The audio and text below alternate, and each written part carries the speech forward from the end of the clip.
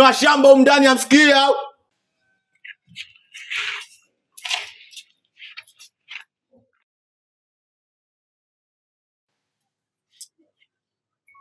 Oa. Huyu kaa ngoma yenu mnamdunda kila mnavotaka nyinyi. Si ndio hivyo au vipi? Mnamchukulia poa mnamuona ng'ombe, si ndio hivyo? Wasikese ni kuelekeze maelekezo yazingatie kwa umakini na heshima, uheshimu heshima, na si hivyo huruma sio malezi, utaboza miguu tachandala ujue. Bana wewe. Kuna sehemu nimepita hapa nikutana nao wamenikaba, yani wamenifanya kila kitu nakwambia. Nini? Wamenifanya kila kitu. Wamekufanyaje? Wamenifanya kila kitu. Wamekupora? Ndio, wamenifanya kila kitu moja la nini? Hivi ni nani anaweza kumkaba mke wangu mimi? Alafu huyu atakuwa ni nyundo tu michezo yake. Sasa, ngoja nikamuoneshe kazi. Kama mimi ndo tamu hapa kitaa, mimi ndo kila kitu hapa kitaa. Subiri muoneshe kazi. Atabaza kitaa.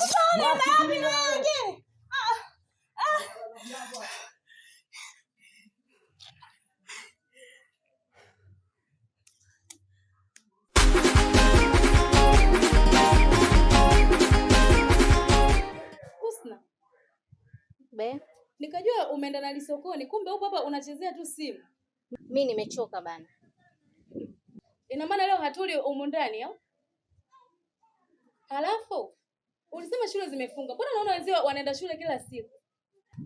Kwani ndani siku hizi tunalazimishana kusoma? Nimesema sitaki kwenda shule, nataka niwe mwigizaji. Basi. Yaani ni bora ungesomea huko kwa nani kwa baba yako. Mimi siwezi nikakaa na nani na mtu wa hivyo humu ndani. Kama uwezi kukaa na mimi sio lazima. Basi, tutafuta pa kwenda. Usna.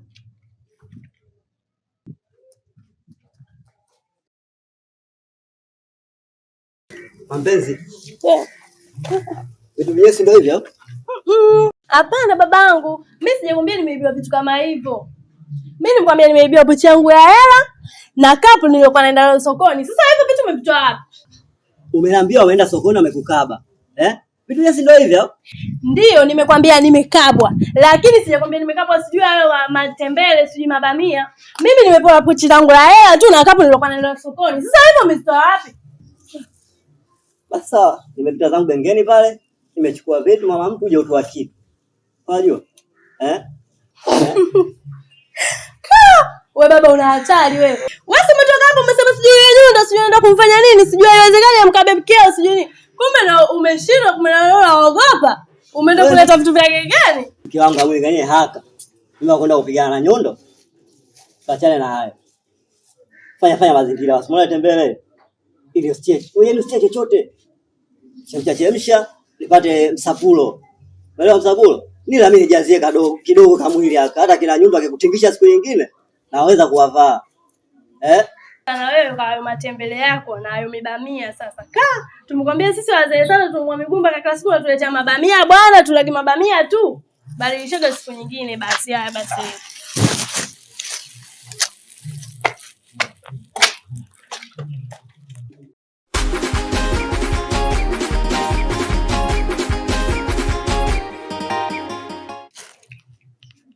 Tembeza kitu basi una kila peke yako. Jishikilie mdogo wangu. Afu hivi nakufuatilia sielewi pigo zako mwanangu.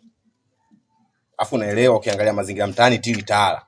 Ila sasa hivi mwanangu unavuka namba. Afu na wewe katika pita zangu nimekuona kati pa. Mwanangu mbona sikuelewi babu? Kitu uzima vunga.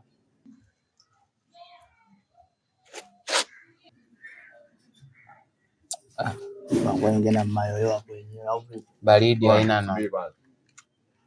Hizi tikadi za kufuatana vichochoroni hizi mwanangu maskani kwa sababu ya mademu hawa. Hizi jao mwanangu unajua. Kaza tutakiuni. Au sio mwanangu? Vima mkali mmoja jana unajengia kistoni afu nimekusikizia kinoma yani hapo wenyewe. Jana nilichelewa kumaliza kazi, nimemaliza jioni. Au vipi? Ilikuwa uchawi. Basi tuwekee simeme tiandala hapa tunanyanyua au sio? Mimi naenda sokoni kwanza alafu nitakuja baadaye. Sawa mapepe mnaanza kucholeshana. Sasa chagua moja utumbo ndizi au tu? Au tupu. Ukaita kisibega au buruze mguu. Oya. Uchawi nini kwani? Uchawi nini? Kuna mtu anawanga hapa anko. Oya, stimu zimelipiwa mwanangu. Mbona tukuelewi babu? Tuondoke. Au sio mwanangu, ndo natukataa. Sikia mwanangu. Unatia kodi. Haina noma mwanangu. Mimi nachimba hivi. Bali sasa wale wako mazingira usilete. Mazingira hakika ile utawala au sio? Pamoja kwa heshima.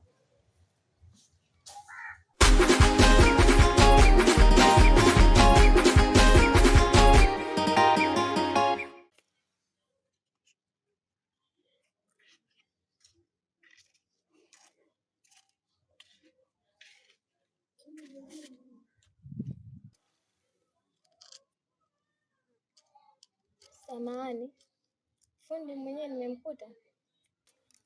Ulikuwa unamuuliza fundi gani labda kwa sababu fundi ni mimi. Sasa mbona ufanani na kazi unayoifanya? Kivipi yani sijaelewa? Mimi nishazoea. Ukikuta watu wanaofanya kazi wanakuwa ni watu wazima, baba ambao age kidogo imeenda. Na kuona kijana mdogo.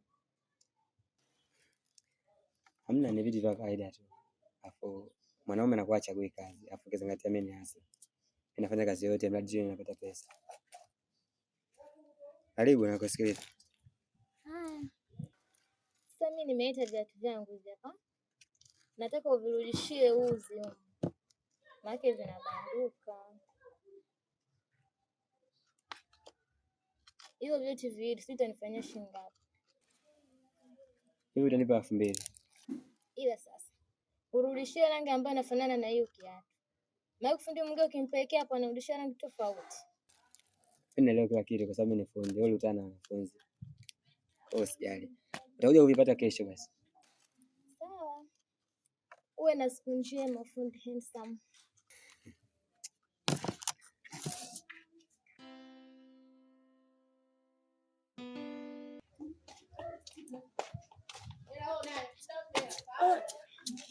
Dada, sasa hivi nzuri. Vipi? Husna nimemkuta? Hapana, Husna nimemtuma. Yaani toka nimtume saa 6 hajarudi mpaka saa hizi. Nikajua amepitia huko kwako. Kwangu hapana. Yaani hivi ninavyokuambia mimi sijaona naye toka juzi Husna. Ndio maana nikasema ngoja leo nikamwangalie Husna. Basi ndio hivyo ndugu yangu. Yaani nimemtuma toka saa 6 hapa mpaka saa hizi bado hajarudi. Sawa basi ngoja mimi niende. Haya sawa.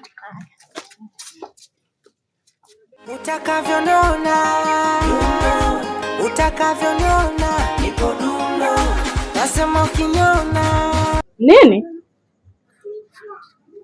Umesahau? Nimekutuma toka saa 6. Saa hizi ndo unarudi, alafu eti nimesahau. Hivi kweli? Hivi Husna, unanichukuliaje sasa hivi? Alafu mbona umebadilika hivyo? Haukuwa hivyo mwanzo. Sasa hivi shida nini? Shida nini nakuuliza? Shule utaki. Nikikutuma kama hivi havieleweki. Hivi unanitafuta nini? Unanitafuta kitu gani nakuuliza? Utanipa kesi we mtoto.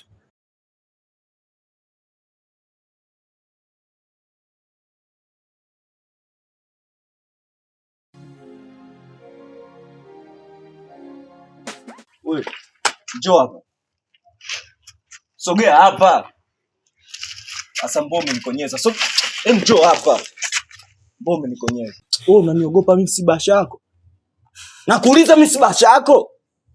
Saachia mtambo kisailensa. Yaani ukipiga kelele tu tukio nitalofanya ni mtaa mzima nitaidi mimi. Tia mtambo. Tia simu kisailensa. Afu usitake mimi nipige kelele nifaidishe watu unajua. Tia pochi. Tia pochi unatetemeka nini? Mimi si basha yako. Nani kakutuma unikonyeze? Nivulie viatu. Usitake kunisumbua mimi na mechini nimekwambia vua viatu leta okota viatu.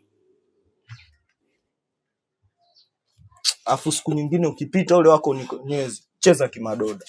Stika. Dampa.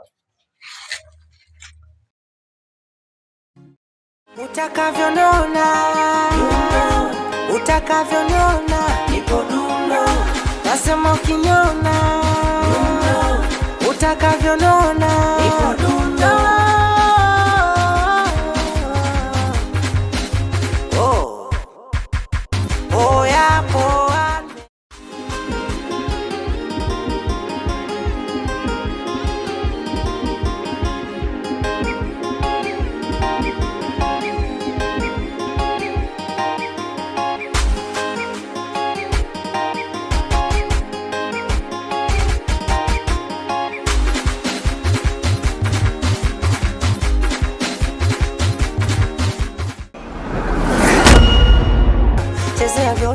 sio hii nyundo ya chuma, na kuna wakati paka roho inaniuma. Ona Mungu hakunipa huruma, huruma. Utakavyoniona, utakavyoniona, nipo dundo. Nasema ukiniona, utakavyoniona, nipo dundo.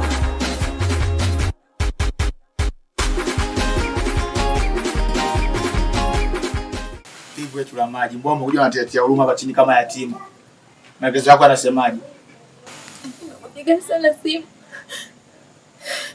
lakini hujapokea. Wewe mshamba nini wewe? Wewe mbona unatia mapepe? Nipokee simu zako nipa na mpenzi wangu. Hapo usinichukulie poa ujue. Leta shida yako hapo wenyewe. Babangu anaumwa. Yuko hospitali, amelazwa. Nilikuwa naomba nisaidie na matibabu.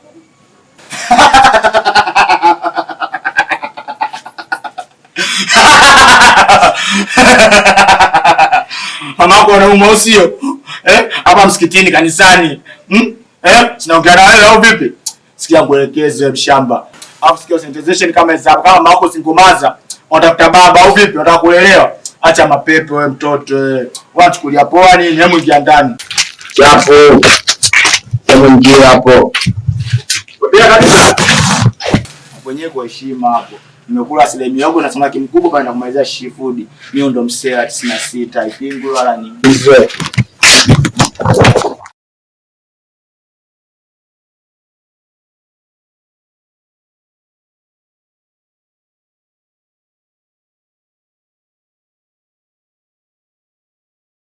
Safari ya wapi?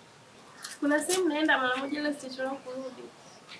Alafu kama unahitaji chakula kipo pale mezani nimeshaweka. Na pia mboga ipo kule jikoni, utachukua kipande kimoja utaacha kipande kimoja. Alafu baadaye msipiki. Kwa hiyo hicho chakula hicho tutakula na usiku. Kwa usimalize chakula chote. Okay, sawa.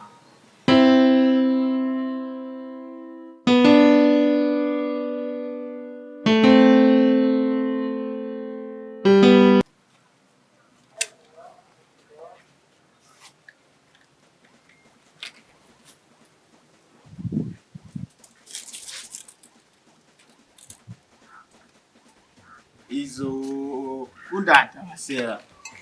Official hapo. Poa. Ile mwanangu. Hivi tu au vipi? Kwa heshima mwanangu. Ndio umetulia. Wasema ndo mtani nimekula mindumu yangu kibao yani hapa nyewe sielewi nasikia mongala ubao yani. Wajabeta hata mshamba wote hapa mmengatata 500 shingapi hapo wenyewe ile mimi nikangati nikakinde. Kwa wewe. Sasa hivi unatuletea itikadi ambazo hazieleweki. Mbona unatuletea pigo ambazo hazieleweki? Wewe sasa hivi Fatuma tu mwanae tu. Wewe shamba vipi unachukulia poa au? Unachukulia poa mimi shadata wewe. Unatuletea itikadi ambazo hazieleweki. Wewe govinde mshamba atakupiga minyundo ya utosi wewe kutoa utosi uendekeze hapa mtaani ujue. Kupiga minyundo tulia. Wewe mwenyewe mchumba.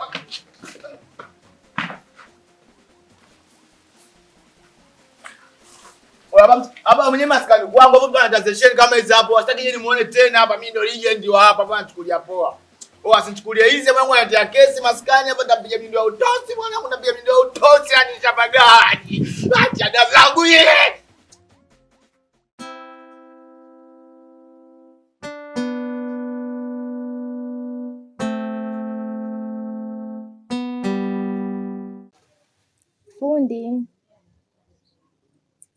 Fundi.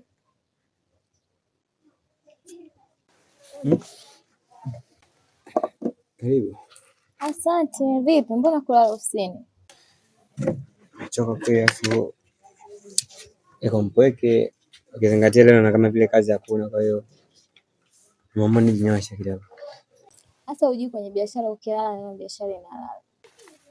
Hilo nalo ni kweli. Alafu viatu vyako tayari hivi hapa.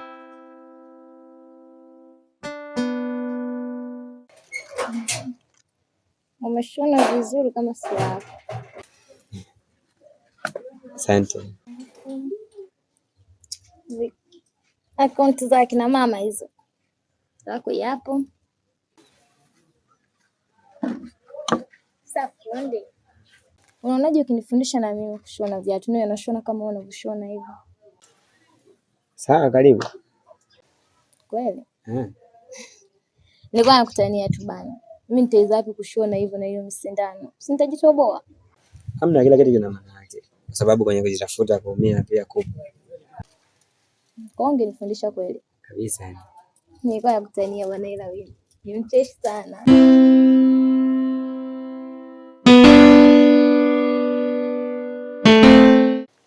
Uwe na siku njema. Ila usiwe na lala usingizi.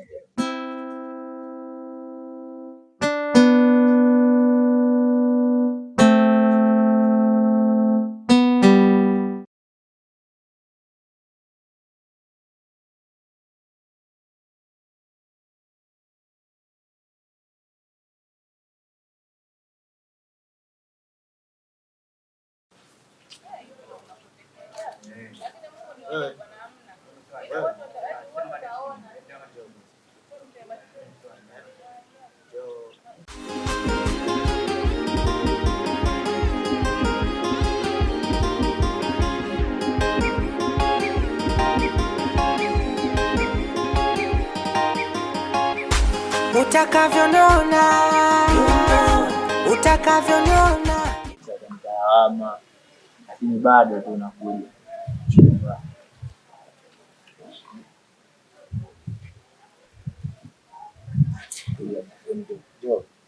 Sogea bwana. Okay. Wewe mchumba tu, choma ndani. Wewe. Vipi?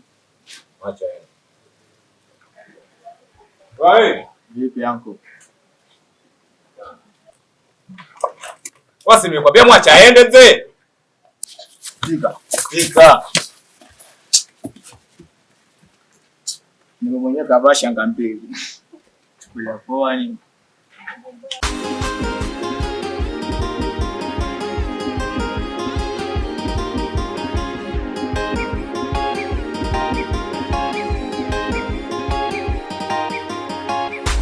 Utakavyoniona, utakavyoniona. Wewe vipi, tunataka kuona jua kali lote hili jamani. Wewe shoga yangu acha tu. Si katika mtata zangu nikapita kule kwenye mijumba kule kwenye mijumba ambayo haijaisha kule. Si nikakutana na wauni. Yale hapa nakwambia, wamenipora kila kitu. Wamechukua simu yangu, wamechukua pochi yangu. Yale hapa nakwambia nilikuwa nakimbia tu sasa huko mbele naenda wapi. Wewe vitu vidogo unataka kujiumiza saa hizi. Kitu gani lakini? Sema vitu vidogo. Tuondoke.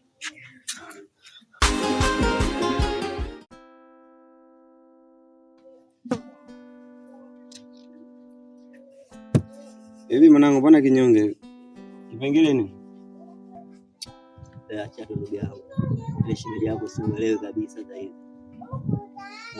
Kuna muda anaondoka nyumbani haagi. Anatoka anarudi muda ambao anataka yeye. Naacha hela nyumbani hapiki. Hela ananivuruga kikweli, nashindwa hata kumuelewa. Sasa mwanangu, hivyo si vitu vya kawaida tu hivyo. Zingatia ndoa zenyewe za mabinti, mnaona mabinti ambao wanaweza mambo mengi. Anategemea kitatokea nini sasa? Unajua nini mwanangu? Yaani kwenye ndoa za vijana hivyo vitu ni kawaida. Ukizingatia kama mabinti hao tunawaoa, wao wenyewe wanakuwa hajamaliza mambo yao. Kwao ndoa anagiza kama pambo tu fulani. Ila hizo ni changamoto ambazo zinapita. Ina maana ukifika muda ambao wataamua kujitambua, hivyo vitu vitakuwa vipi? Kwa mwanangu usiwe na stress kwa sababu vitu kama hivyo la nini. Alafu yule jamaa alikuja kuchukua viatu vyake. Viapo hivyo aje kuchukua la nini? Sema leo sipoje kuchukua hivi viatu mimi naviuza bwana. Kwa sababu mimi sio mlinzi. Vipi una buku hapo? Leo ushaanza udalali wako sasa. Unaona ndio kwa tunafungua hiyo buku napata wapi? Tulia tukimbize hapo. Poa, haina noma.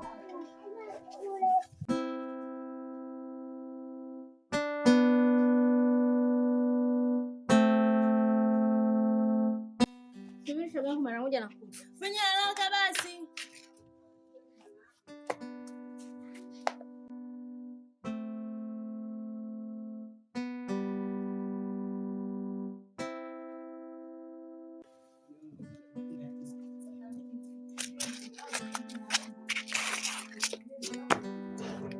Haya mwenzetu, wapi tena sasa hivi? Nakuja dada, mara moja sasa hivi.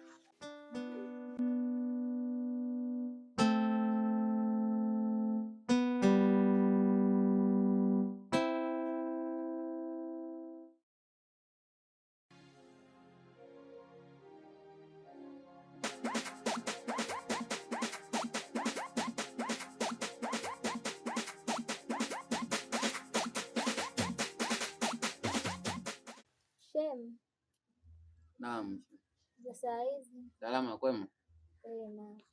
Hivi Nyundo nimemkuta? Nyundo hajatokelezea maskani mpaka sasa hivi yani. Yaani mpaka sasa hivi hajafika, sijui kama atakuja tena. Maana mida kama yeye anakuwa ameshafika yani. Alafu Shem, samahani nitaka nikuulize hivi. Hivi wewe umempendea nini? Maana naona anapendwa sana na mademu. Mpaka sasa hivi sielewi mchawi nini. Alafu kiangalia shemeji. Wewe unanionaje? Handsome boy tupo hapa. Kwani ubaki na mimi shemeji? Unataka kuwa na Nyundo? Wewe sikia jina lenyewe Nyundo. Kwa hiyo hakuwa na mtu kama Nyundo. Wewe unamsikiaje? Mapenzi si. Ndio nishampenda. Haijalishi ukoje. Ila mimi ndio nishampenda. Na siwezi kuzuia moyo wangu kumpenda. Sema sawa shemeji. Wewe focus na mimi shemeji. Wewe unanionaje mimi hapa? Govinda boy. Mimi nikija tu kumuulizia Nyundo. Kama yupo mimi acha niende. Basi sawa shemeji, akija mimi nitamfikishia taarifa hizi. Samboi kama sisi unanikataje? Penye kwa heshima.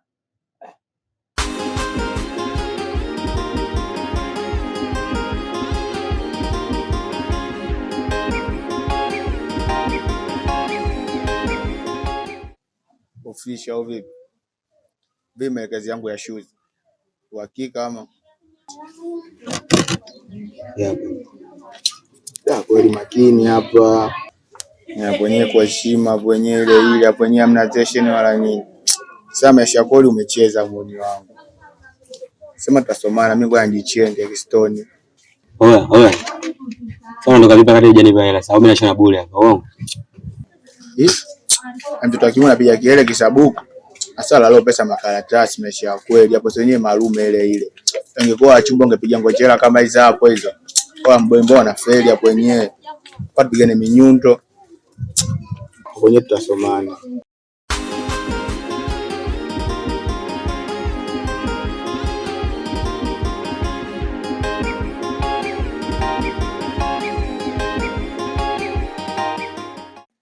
Manetu. Juu hapa mazingira kweli hatupati yani. Yaani hapa ishakuwa ngumu kweli yani. Yaani hapa tuelewi. Najua nini? Vile vitu vyetu hatupati sasa hivi yani. Mwanangu mvunga basi. Kimya basi.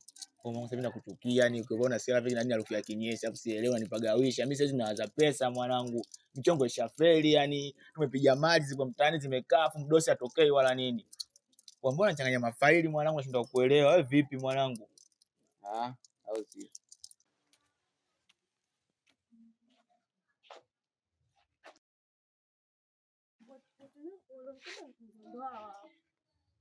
Vipi mama mtu? Sasa mtu ndo nini kumkaba shoga yangu? Hamna mampenzi, wenyewe hujanitambulisha. Yani hapo wenyewe kapita Kistoni mimi nimedaka hapa nikalamali. Wewe mwenyewe unapiga kelele nataka hela kusuka. Sema nini shemu usiwaze wala nini. Mimi maelekezo yako nitakuzingatia hapo wenyewe kwa heshima.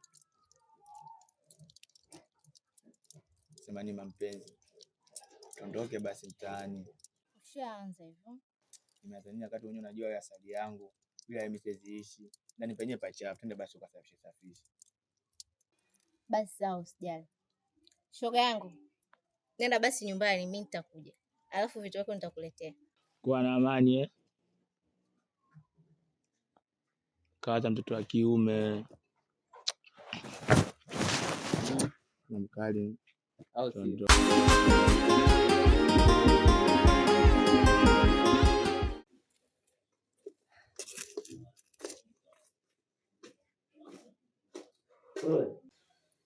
Loli sasa toka uondoke.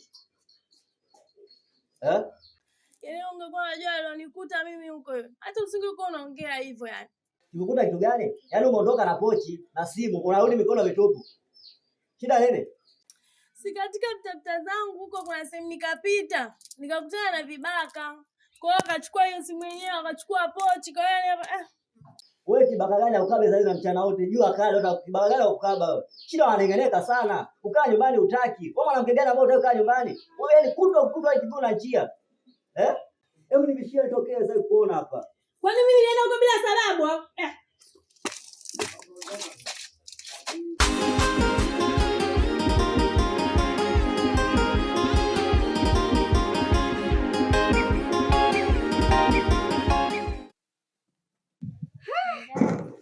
Melissa. Wow, mwanangu. Shangazi. Hey, Melissa, karibu. Asante za wasiku. Nzuri. Karibu. Asante, shikamoo. Baba. Jamani, karibu sana. Asante. Melissa, toka umeondoka hata kuja tena utaki. Sasa unajua shangazi, mambo mengi sasa hivi, mama naye bado afya yake haijakaa vizuri.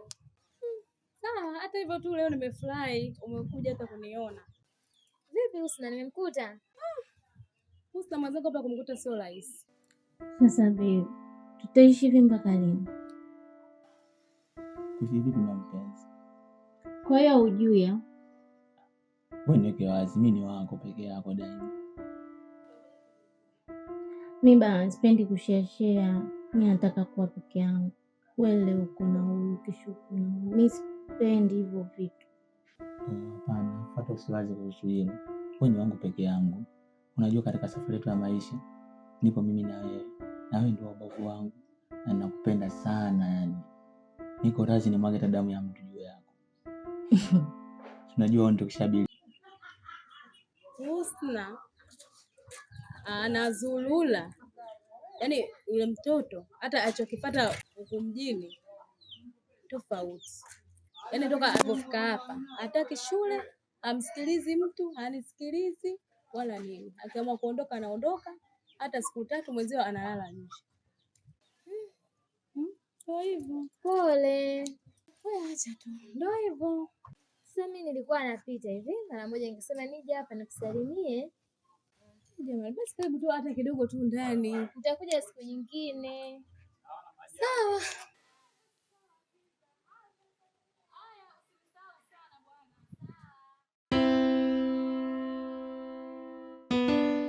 Watuoni, sini wapofu. Na nimezama kwenye moyo wako. Na ukiwa karibu yangu, popote pale alafu yako waga nijulisha tu. Na huwa na enjoy nika pamoja na wewe. Unajua mama mtu ni mtamu. Wewe unajua na una hatari. Kweli tena mpenzi. Cheka kidogo basi. Na usiwazi. Kwa hilo ambalo umeniambia limefika. Mimi nitaitekeleza tena wakishinda. Unafurahi kusikia hivyo? Nimefurahi mimi. Kweli. Poa. Utakuwa umeshia ndani mazima. Kwa heshima.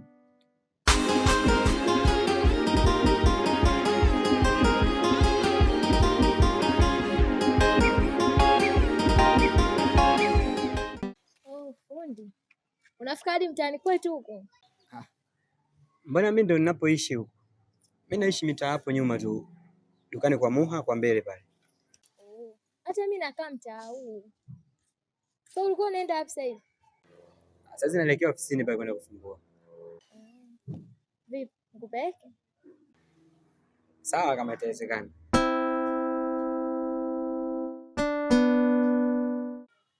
Amna bana, sema kuna sehemu nilikuwa naenda hivi na wahi. Ningekusindikiza ila kuna sehemu na wahi. Sawa basi, hauna shida. Ila muda fulani nitakuja kukutembelea ofisini kwako. Hamna shida. Ngoja basi mimi niwahi. Sawa, bye.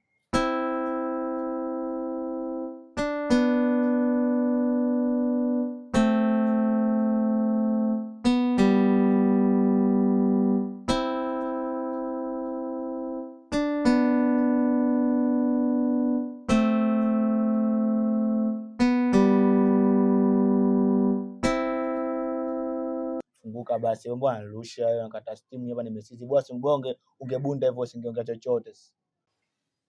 Unajua yule shogaka na shemeji yako. Yule siku hiyo walipita hapa mwanangu. Tokea kumuelewa kishenzi yani. Yaani mpaka sasa hivi sielewi. Usiku sijalala mwanangu. Msikie, mtu ameeleza yako vizuri. Unapenda shemeji yako, unapenda shoga yake na shemeji yako. Yaani shoga yake, shemeji. Hiyo naelewa mwanangu. Yaani mpaka sasa hivi yani sielewi moyo. Yaani moyo unadonda mwanangu. Yaani sikia mwanangu.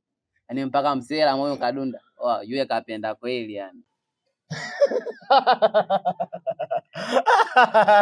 Hizo kunda hata masela Govinda Mnyamwezi. Wewe sio poa. Mwanangu wewe umebelieve. Umepaga kwenye kitundu.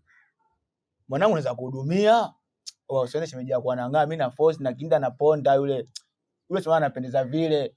Mimi natoboka mfuko mwanangu. Sema nini? Mimi nitakufanyia kweli. Sasa vipi? Nipose maelekezo uonane naye au nimpange shemeji yako? Sasa huo ndo mpango.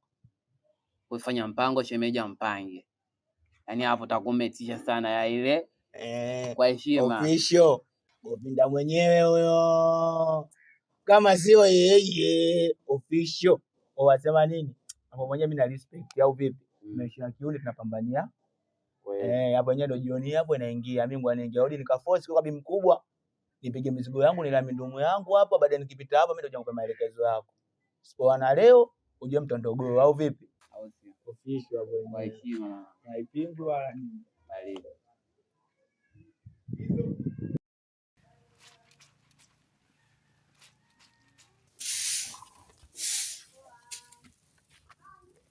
Hivi Husna, hivi shule ndo hautaki kama ulivyosema? Kwani dada, silishakwambia sitaki shule? Wewe ulosoma umeishia wapi? Si umeolewa huko umerudi hapa nyumbani umeachika? Sasa wewe na mimi tuna utofauti gani? Kwa hiyo sasa ndo unanipandishia hapa na sauti. Ushakuwa si ndio? Dada, ninapokaa kimya niache nikae kimya basi. Mbona unanisemesha unataka nikujibu jeuri unione mimi mjeuri? Kwa nini lakini? Sasa nikwambie, hiyo si kwa faida yangu mimi. Hii ni faida yako mwenyewe. Sasa usichokijua mimi siwezi kukaa na na mtoto kama wewe. Utarudi tu kwa kwa baba yako. Mimi siwezi nikakaa na wewe. Siwezi. Kwa hiyo babangu mimi na babako wewe ni watu wawili tofauti, si ndio maana? Sasa tufanye hivi. Mimi siendi kwa babangu.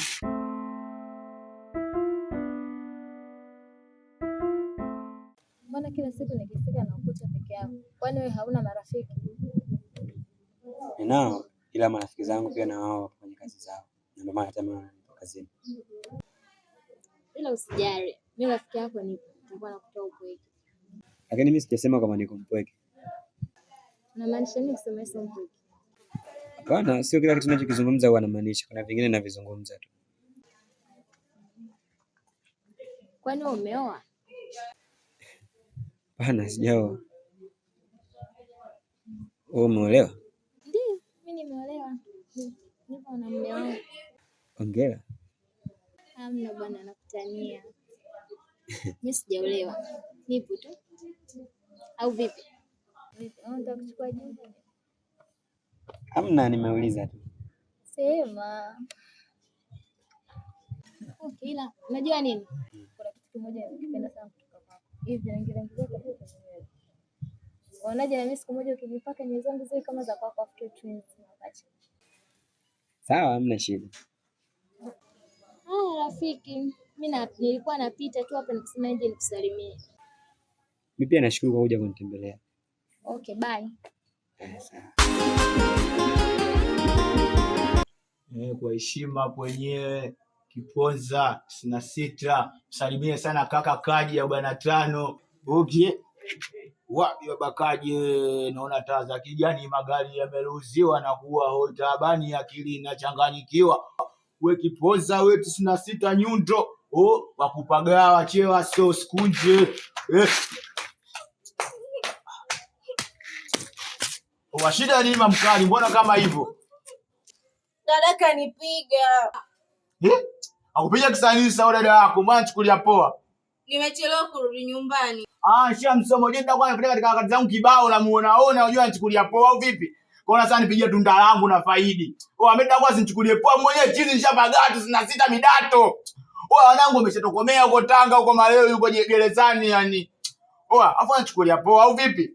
Anavotaka mwenyewe nataka, anaenda kumpiga nyundo za kichwa za kolomeo za utosi yani anavotaka nataka hizo kanyaribia mali yangu. Ndapiga nyundo za kichwa ni mtoboe utosi anarudishe jela Maweni kwa wanangu huko ashapoteleaga huko mwanangu mwenyewe nipo ni achukuchuka kwa sababu yake yeye anachukulia poa. Hii akili yangu ishakajikiwa shapagasha kula ndimu. Mtu sikia sasa au vipi za kujazesha enda kukae mtaani. Hapo nakaa mgongoni hapo kesho asubuhi tunamtingia. Panda kuja ndani. Hapa ni mapepe kwenye mali yangu au vipi? Wewe muache tutasomana. Usiwaze wani. Wakuda wenyewe kibao hapa mtaani.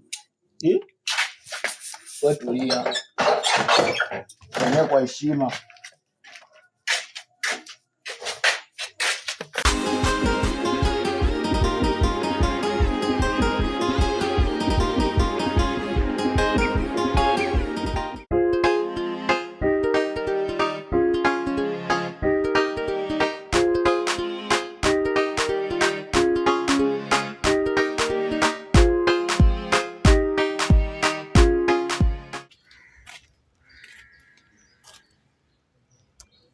Vipi ndugu yangu? Kuna shida gani? Vipi kivipi sasa?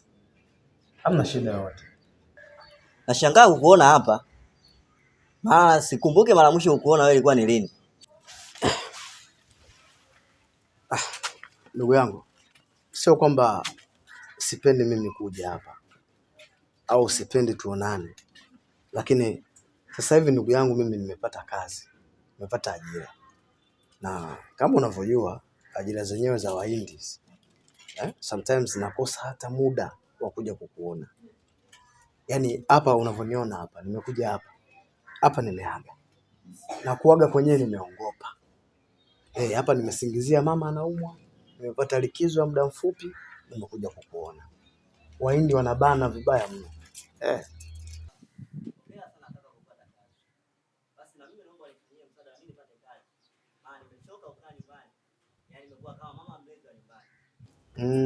Kuhusu hilo sijali.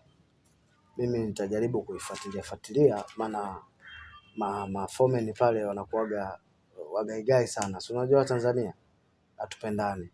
Kwa hiyo mimi nitajaribu kuangalia. Nitapopata nafasi yoyote ile mimi nitakwambia. Ila hofu yangu utaweza? Kaka. Mwanaume hachagui kazi. Kazi yote nafanya. Nakuamini. Sawa nimefika muda mrefu lakini naona kumepoa. Shemeji uko? Kaka kiukweli. Shemeji yako atuli nyumbani. Ni mtu akahangaika, akiamka asubuhi yeye na mitaa. Sasa mzunguko kivipi? Mbona unaniachaje hapa? Kwamba kuna kazi ameipata au apate kazi wapi? Ni mtu akuhangaika tu. Ila achana naye. Atakuumiza kichwa. Ila kwa kuwa umefika, haina shida. Karibu ndugu yangu. Utakavyoniona, utakavyoniona, nipo dundo.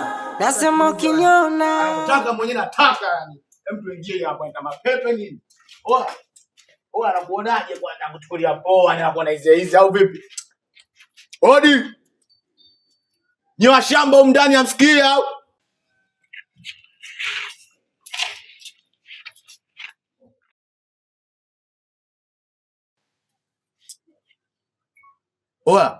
Huyu ngoma yenu mnamdunda kila mnavotaka nyinyi, si ndio hivyo au vipi? Mnamchukulia poa mnamuona ng'ombe, si ndio hivyo? Wasikese ni kuelekeze maelekezo azingatie kwa umakini na heshima, uheshimu heshima na si hivyo huruma sio malezi utaboza miguu tachantala ujue. Muone mtu mimi nishabelieve kwake yani nishampenda kindaki nyesi na muona ng'ombe bila kwangu namuona almasi yani nishapagasha changanyikiwa katika dunia hii. Wasimchukulie poa mjue. Wanampigia nini ukaangoma? Mwenyewe mimi nagaramikia mwanangu hata kwa mvua sababu ya mchumba huyu. Hebu mnamchukulia poa mpigia mibao. Unampigia mibao au vipi? Atasikia ni kuelekeze. Kwa mtu hapa anaingia ndani anachukua kila kitu chake afu tunafutika naye afu nisikie kelele wala ndembwende yoyote ubishe. Kwa mtu sema nini? Katika mazaga yako tufike. Cha ushamba nini wewe? Senye ile tushapagaa toka nzio 96 tuelewi. Yangalie vizuri wewe. Acha mwili kama nguruwe pole anachukulia poa nini eh?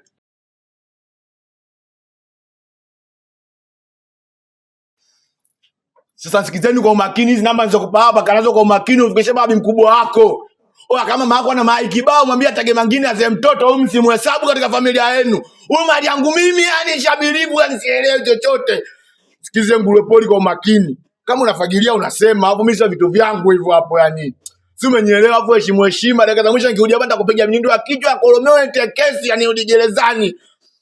Sisi tushasota huko yani tushaishi maisha magumu hapo taka urudi tupotoka tuna force tunamwaga damu kwa sababu ya mchumba na monetization. Oa heshima. Hii hairudi. Mtu mwenyewe ueleweki. Unaona muone wivu mwenzako mwili umekaa kama box sijui nguruwe poli ueleweki kama meli yani. Wote ndio kesi unyoe. Mama mkali sema nini? Tuishie. Hapo ikishapagawa kama hivyo aga sitaki masiara nitakuumiza yani. Oya. Hapo sio demu wewe dume la nyani. Unavyotaka nataka. Ikalili sura hii. Tukirudi mara nyingine. Ataongea atafanya vitendo. Heshima. Ondoka. Na bado hajaisha hapa. Ndio kwa tumeanza 0 mpaka hajafika 900. Namba umesoma hapo 96 midato nyundo kiponza. Heshima, huruma soma alezi utaburuza miguu. Ondoka.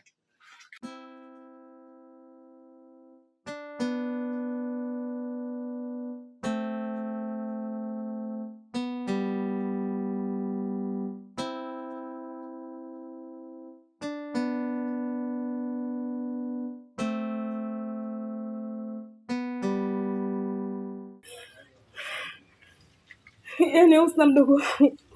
Kumbe zile dharau zote. Yaani kumbe ndo kapata bwana yenyewe ndo huyu. Bwana yenyewe muuni si muuni. Kibaka sio kibaka. Mungu. Oya poa nimepagawa na vitu vyangu kichwani sipo sawa. Maji ya kunywa naweza kunawa. Naweza kidole kimoja changu nikavunja chawa. Napenda kufanya kitu Umekuwa mdogo wangu. Kipindi kile tunakuita Govinda ulikuwa kadogodogo sana. Umekuwa. Nimekuwa wapi blaza? Maisha yenyewe ndo hivi maskani muda wote. Hatuna kazi. Sema nini bro? Ulikuwa umepotea kishenzi yani. Yaani ulikuwa umepotea hapa Bongo uonekane. Ulikuwa wapi kaka? Hamna Govi. Unajua mimi nipo Bongo hii. Siko mbali wala nini lakini niko busy sana na kazi. Nimepata huko kampuni moja huko ya Wahindi basi yani tunawekwa ndani utafikiri vile ya watoto wa kike. Muda wote kazi tu hakuna hata off ya kutoka nje. Poa sio poa. Toka utoke yani ndo nakuona leo hii. Sio kweli. Ndio hivyo. Sema nini bro? Fanyia hata mimi mpango yani mpaka sasa hivi hatuelewi mpaka sasa hivi maskani yenyewe shakuwa jao. Unajua kazi zetu mpaka sasa hivi hatujaacha yani.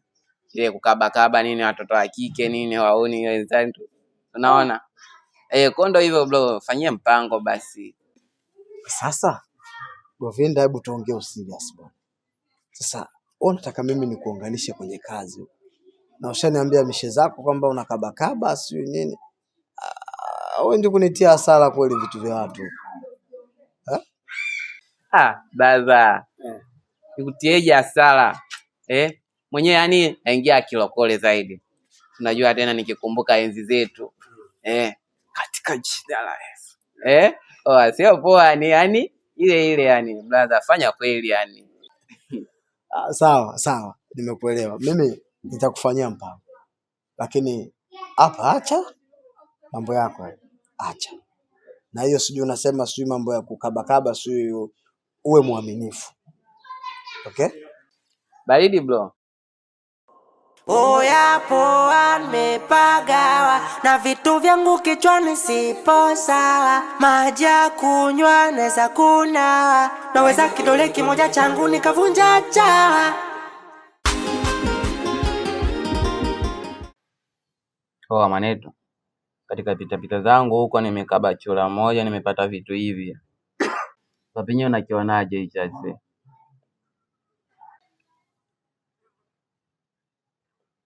Mwanangu wewe jao. Sasa vitu gani tunaleteana hivi 2500 5000 hivi? Kinda tambo, ukienda 50 laki umepata. Sasa misongo gani ambayo unaileta kama hii? Vipi hapo mmoja? Utawala baba. Official au vipi? Hakika. Bila kuchoka. Vipi anko na umechili umepoa kama tomato. Acha mapeto. Sema nini sasa ndugu zangu? Hapa nimekuja na shemeji yenu maskani au vipi? Mimi nataka niingie vidaoni nikaforce harakati zangu za mazingira yangu yamekaa vibaya. Kwa maisha yako mimi nataka Govinda hapo shemeji yako umpeleke mtaani pale umrushe, unajua mmo mtaani njiani watu kibao nitadharau. Au vipi mamto? Hapo wenyewe mpeleke basi. Kwa sasa ushaniamini na muamini Govinda. Samboy wa taifa. Paka unampeleka kikitu ni shemeji yake yani. Unamwamini? Hauna maajabu wewe. Buruza miguu basi umpeleke shemu wako. Tamam. Bye. Kwa neema makini uko rodi. Mwanangu sasa hivyo ndo unanipigia hivyo mwana. Wasema hapa nataka niingie harakati hivi kwanza down huko. Nikaforce mazingira ya kweli hapa niingie kwa mchumba. Sema ankali umewaka. Umepoa mwenyewe. Sio poa mwanaitu. Ujichenga debeng nini kwenda kufanya harakati zako mpaka alimshangazi. Tuambiane basi anko, mbona kama hivyo unakuwa na feli na kufa mazingira ya kweli. Shikamoo ba mdogo. Marahaba, ujambo? Sijambo. Za hapa? Hapa bwana jambo wote wazima. Nashukuru Mungu. Ndio. Naona umenenepa sana. Kawaida tu. Sasa karibu sana. Asante. Ndio. Sasa ba mdogo? Ndio. Mimi nimekuja hapa na shida. Una shida? Na shida. Shida ni kuhusu yule mdogo wangu Usna. Kuhusu Usna. Usna ba mdogo alihamishwa kutoka huko kule kwa baba. Ndio. Alihamishwa shule huku kwangu. Sasa toka amekuja shule siku enda wiki ile sijui wiki mbili. Ndio. Hataki tena shule. Anaweza akaaga nyumbani vizuri anaenda shule. Huko shule kwenye afiki malalamiko kibao kwa mimi napewa na walimu wake.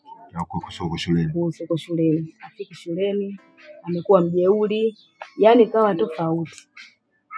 Kumbe hata baba huko naye alimhamishia huko, yani kwa ajili ya tabia zake hizo hizo. Sasa yani kila nikimwelekeza aelewi. Nimeongea ba mdogo mpaka sasa. Yani sina namna ya kufanya. Na ndio maana nimeamua nije kwako unisaidie.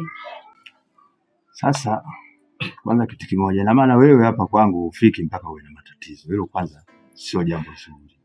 Kitu cha pili, huyu Usna taarifa zake mimi ninazo muda mrefu sana wewe. Usna ana tabia mbaya sana. Mimi nimeshasema sana kuhusu Usna. Nimeongea sana mpaka nimpitiliza. Lakini matokeo yake ikawa naonekana mimi naongea sana. Kama nakuwa yani kama namuonea labda. Ushaelewa? Sasa nikasema bwana haya maswala ngoja niache. Ushaelewa? Nikasema bwana ngoja niache sababu nimesema sana. Ripoti zake zote mimi ninazo kuhusu Usna. Unaona? Isipokuwa sasa hivi kwa sababu ushakuja kwangu, ninachotaka kufanya mimi nataka nionane na Bwana Jaba. Nionane na Bwana Jaba nimfahamishe kuhusu hili swala. Ni hayo. Sawa, basi sawa, mimi nashukuru ba mdogo. Naomba unisaidie kwa hili. Hiyo imeisha.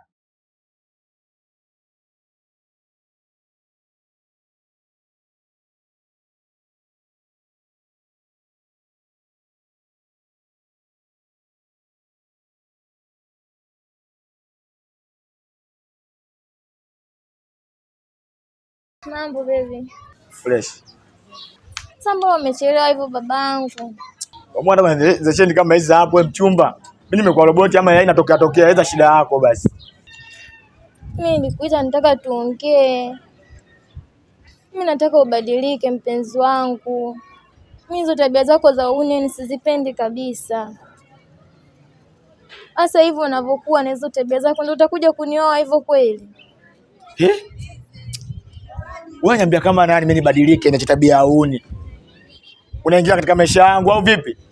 Sikiza nikwambie mshambuli jilengesha tu. Alafu nishakutumia shida zangu zimeisha, yenyewe nishakupotezea.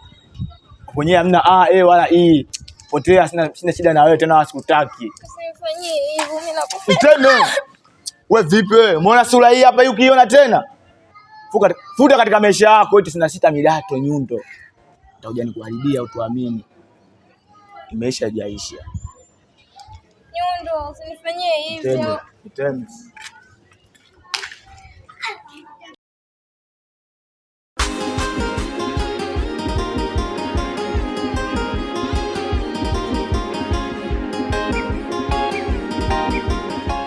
Sema nini shemu? Hapa penyewe nishakaa sana. Na wewe bwana, naona wewe bwana wako hatokei. Hapa penyewe nataka niondoke, maana kuna mipango mingine inabidi niifanye. Sawa.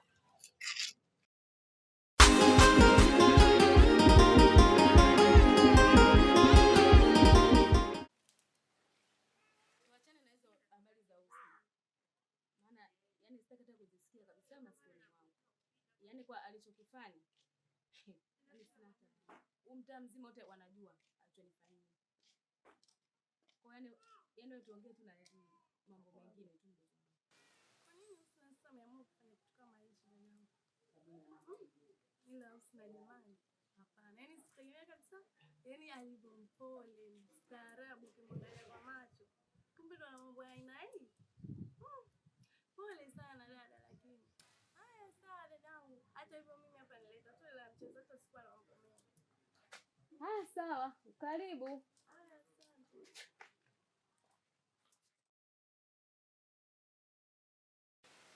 Utakavyonona, utakavyonona, nipo dundo. Nasema ukiniona, utakavyonona, nipo dundo.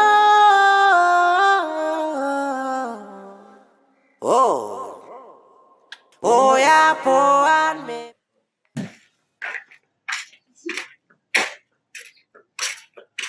Vipi hapo mama mkali? Ulikuwa wapi? Mbona umechelewa kurudi? Au ndo umetoka kwa wanawake zako? Mama mkali, unajua nimetoka hapa na nipite maskani pale kwa wanangu salamu, alafu ndo nimejeuka mama. Au ulikuwa huko kwa wanawake zako? Acha wivu basi mama mkali. Mbona kama hivyo kwa mata mapepe? Kwa unataka nisiwe na wivu? Wivu lazima kwa sababu nakupenda. Mimi na demu gani mwenye zaidi yako? Wewe mwenyewe unajua mimi nimebelieve kwako mama Nyundo msela hapa sina sita nimependa. Sema tuende ndani basi. Kwa hiyo unataka mimi nisiwe na wivu? Amen.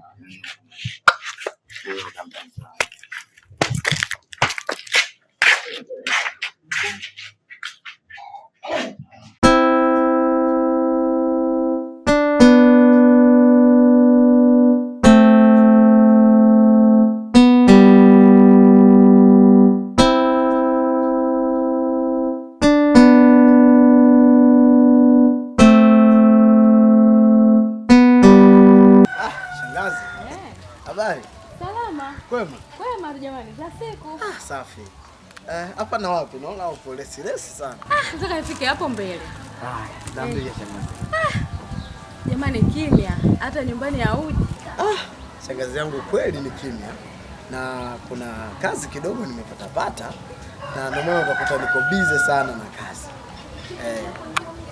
Na nimeamua kupanga huko unapofanya kazi. Sawa, sasa? Ndio. Mimi niko na shida. Hata sijui utapata muda baadaye uje na nyumbani pale tuje kuongea vizuri. Sawa. Sawa, mimi nitafika.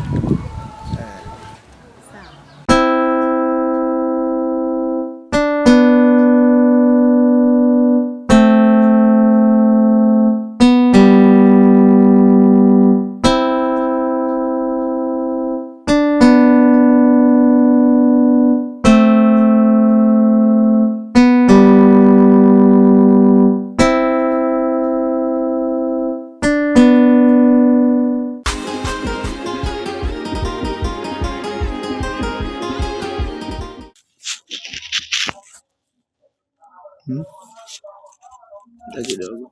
Bana mimi sitaki. Sasa lakini ni mama mtu. Ni kama nzuri. Kweli. Ndio sana nikiona wewe. Hata mashabiki zako wenyewe wanajionea. Onja basi. Bana mimi sitaki.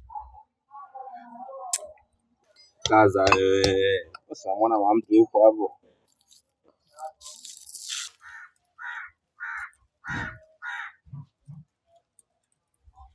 Samahani, Nyundo, tunaweza tukaongea pembeni mara moja? Lopoka basi, vipi mbona atiagiza kama hivyo wewe?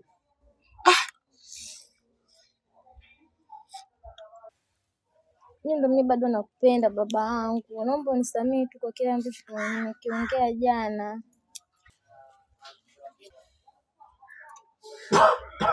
Wewe mbona hajau kama hizi hapa kistoni Wanachukulia poa ni nikampende mama yako usinipende mimi. Alafu wewe waga tupendi. Watu je kubelieve katika maisha. Na tuna historia ya kupenda. Alafu kile anipigia kibao kama mimi kwenye bendi wote mtaani hapo ukienda kiingilio watu waingilie.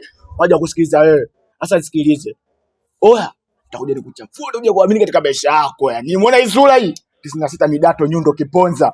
Wewe pagawa 4-5 katika maisha haya. Nitakuja nikutia ule mafu, nitakuja nikupigia jile mwili mzima yani. Si umeelewa? Oya mimi na mtu wangu ambaye nampenda yani. Oya chupi tako wa ubavuni. Hapo yenyewe kashatukuza afu anaita mapepe kama hayo. Huwa amesifagili mind. Mara nyingine unakuja kukutana kama hivi. Na kuharibia. Mamkali. Nyuka tungoe. Wewe demu. Kinakuasha au? Wewe unataka kukikuna? Oya wewe ukiachika achika basi. Mbona kuja kutushia steam zetu hapa? Watu tumeshapagawa afu maisha yashachanganya tumechanganikiwa katika vichwa vyetu. Oya. Sina muda wa kulembesha. Niambie kinyago chako kifutike. Alafu achana na mume wangu. Mbona king'ang'anizi wewe dada hujui kuachika?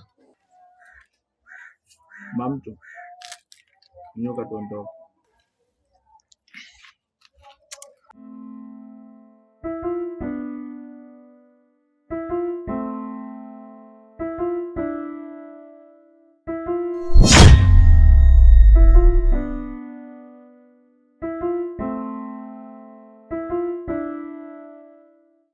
Sikia wewe shemeji feki.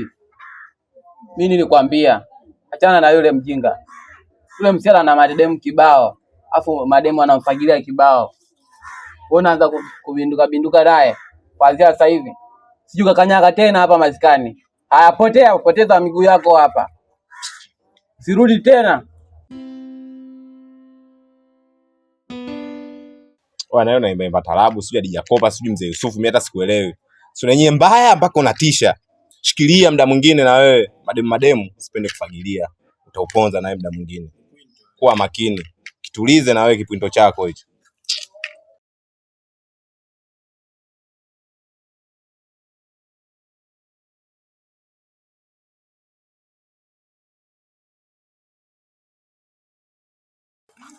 Hebu ngoja kwanza. Wewe unatembea upande umepinda. Ombo wetu Mungu kakuumba hivyo.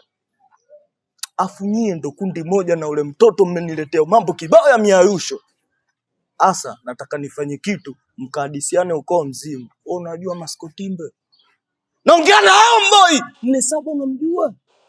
Mimi nalo mbaya mwanangu, afu mimi kitu mchonifanyia tu story kimeniuma. Sogea hapa sasa. Blaza. Aisha tu blaza wangu vipi? Wenyewe waone kwa kisela au vipi? Usinichekee mwanangu, mimi sina mpango wa kununua meno bali. Usiche? Cheke. Unasemaje? Kai kwanza bro. Yaani hapa umejiongeza. Na la sivyo usingetoa sadaka mwanangu. Kama unavyojua mimi ningekuchalazia. Pita hivi mimi nipite. Pita hivi afu tembea vizuri. Stop.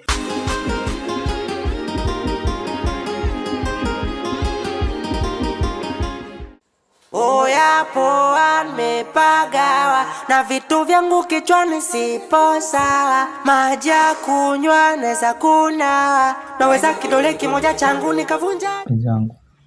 Kama nilipo mwepesi kama tabu ya pili. Mpaka uzito nimejua ulipo. kwa masikioni sijatoa vipuli. Husna, kweli ni msilaitikeli, ila kwa mapenzi yako ndege kanaza kwenye ulingo. Haki ya mama tena, wani zaidi ya huwaridi, maana moyo wangu umekupenda wewe, na sidhani kama kuna mwingine wa kuzidi. Nakupenda sana mchumba, unajua mama, tukianza moja wewe kubali fika 99 bila kukamilisha 100. Nimeenjoy sana. Si nikwambiaje, ila naamini huna ladha zaidi ya asali, na tuna lolote lile kufikia wewe. Nimezunguka sana hapa, nimefanya sana usela wangu, nimeonesha namba, nimekinda, nimeponda, nishafanya kila kitu, ila kwa wewe nimenasa. Sina utamu misiri ya nini. Nakupenda, sitona mwingine zaidi yako, na nasamini pia sana na pendo lako kwangu. Na sio siri, leo nimechovya palipo sahihi. Karibu kwenye moyo wangu. Napenda kufanya kitu akili inanituma, chezea vyote ila sio hii nyundo ya chuma, na kuna wakati paka roho inaniuma, mbona Mungu hakunipa huruma, huruma. Utakavyoniona, utakavyoniona, nipo dundo, nasema ukiniona, utakavyo. Nafurahi kusikia hivyo. Alafu pia Husna mama, kuna yule mwanangu Govi, Govinda yule tunampata. Ndio.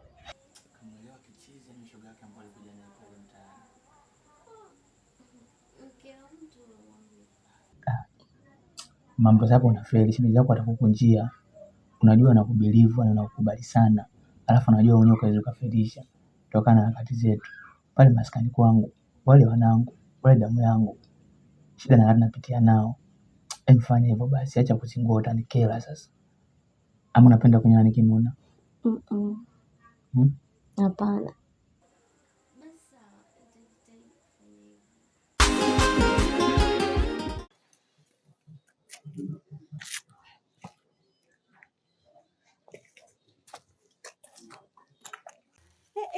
Wewe baba, safari ya wapi tena mwenzetu?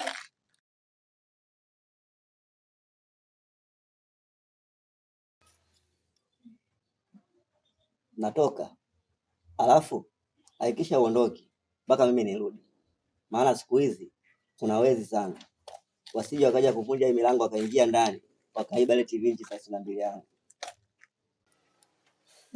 Yaani wewe baba bure kumbe. Yaani baba waovyo wewe kumbe. Eti wasije wakaingia ndani wakaiba TV. Kwa hiyo ndani kitu cha samani sana unachokiona ndani mwako ni TV tu, si ndio? Ndio, ya samani. Maana nimekuja kwani kukuoa. Hata TV ya chombo tu hamna. Hata umeme tu hamna. Na kazi ya kutumia vibatari tu. Wewe baba wewe. Wewe baba wewe. Hizo dharau sasa unaanza kuleta hizo. Kwa TV gani? Kwa kipi? Kwa hicho TV chako kinaanza kufanya unatunanga nyumbani kwetu, si ndio? Wewe baba jiheshimu wewe. Ishi hapo hapo tena. Acha dharau. Hizo dharau tunaleteana ujue. Oho. Nishakwambia usiondoke mpaka mimi nirudi. Nimemaliza. Wewe, sawa. Nimefika kule ofisini kwako, sijakukuta, nikaulizia akaniambia umehamia huko. Ndio nimehama kwa sababu kuna vitu vilikuwa viko sawa. Yule mwenye nyumba pale ilikuwa simuelewi. Naweza nikaacha vitu vyangu, nikaenda kesho kuna vitu naona vimepungua, nikimuuliza anachokijibu sielewi, kwa nikaamua nitafute sehemu nyingine ya kukaa. Ila hata hapo pia sio mbaya. Hivi fundi, nikuulize kitu. Nakusikiliza.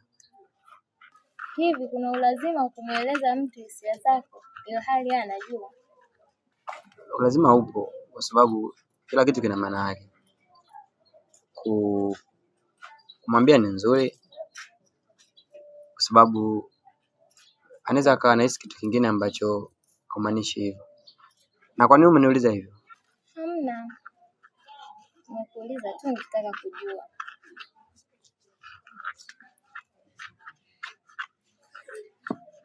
Hivi unajua kama mimi nakupenda? Kivipi yani sijakuelewa? Yaani namaanisha mimi na wewe tuwe na mahusiano ya kimapenzi. Sasa kama mimi nipo kwenye mahusiano inakuwaje?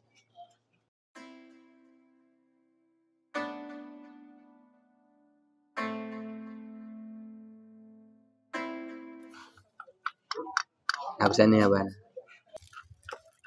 Basi mimi naomba nikuombe kitu. Naomba mimi na wewe tuwe kwenye mahusiano ya kimapenzi. Yaani nataka unipende nami nikupende.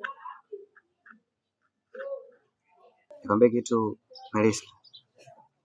Ni mwanamke fulani ambaye ni mzuri na unapaswa kupendwa. Lakini pia itapendeza kama ukiwa sehemu ambayo ni sahihi. Na mimi naamini kwamba sijui lakini najiona mwenye bahati kwa sababu kitu ambacho umeniambia ni kitu ambacho pengine ilipaswa mimi ndo nikwambie. Kwa hiyo sina jibu baya jua iko kitu ambacho umeniambia. Najivunia kwamba iko kitu na wewe. Nakupenda. Aya, alivyokuambia hivyo ukachukua uamuzi gani? Nitachukua uamuzi gani tena rafiki yangu? Nikachukua zangu mkeka huko ndani, nikatandika hapa, nikashika simu yangu nikawa nachezea. Nitafanya nini tena? Wewe kuambiwa kulinda TV inchi 32 mchezo nikanangiwa na nyumbani kwetu. Sio mchezo kabisa. Pole. Alafu na ile rafiki yangu wewe. Yaani toka tumeonana kipindi kile siku zile. Yaani leo ndo unaleta miguu vyako hapa nyumbani kwangu kweli jamani. Alafu ndo unaita udugu. Kuna udugu kweli hapa rafiki yangu kweli jamani? Wewe acha tu shoga yangu. Alafu nimekumbuka kitu. Hivi rafiki yangu ulikutana nini tena na wewe? Kwenda kutumbikia kwenye penzi la msela tena mtoto wa kike vipi? Wewe na asela tena mtoto kaacha na shule nakwambia kupupupa hata shule tena utaki. Umezama kwenye penzi la msela kaa vipi mwenzetu?